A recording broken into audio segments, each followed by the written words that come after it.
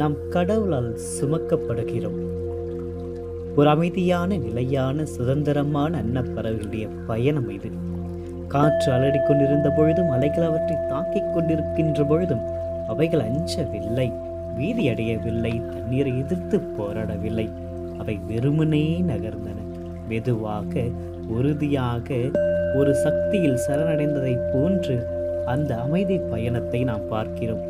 அவை தண்ணீரால் மட்டுமல்ல, புயலை விட பெரிய சக்தியினால் சுமக்க செல்லப்பட்டதாக உணர்கிறார்கள்.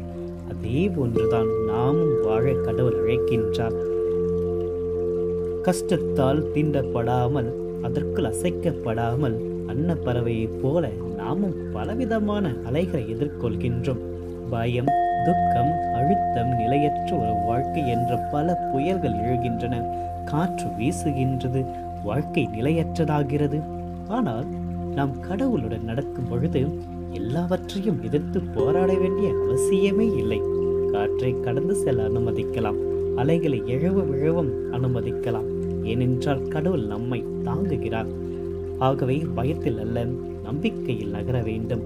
ஒழுகாமல் சரணடைய வேண்டும், பார்க்காமல் நம்ப வேண்டும். மேலும் நமக்குள் உள்ளிருக்கின்ற ஆழமான இறை சக்தியை உணர வேண்டும். காற்றையும் அலையும் உருவாக்கிய அதே கைகள்தான் நீங்கள் சுமக்கப்படுகிறீர்கள். ஒவ்வொரு அலையும் எதிர்த்து போராட வேண்டிய நோக்கம் நமக்கு தேவையில்லை. நம்பிக்கை, கருணை மற்றும் கடவுள் அமைதியான வலிமையுடன் நாம் அவற்றின் வழியாக சறுக்கி செல்ல முடியும்.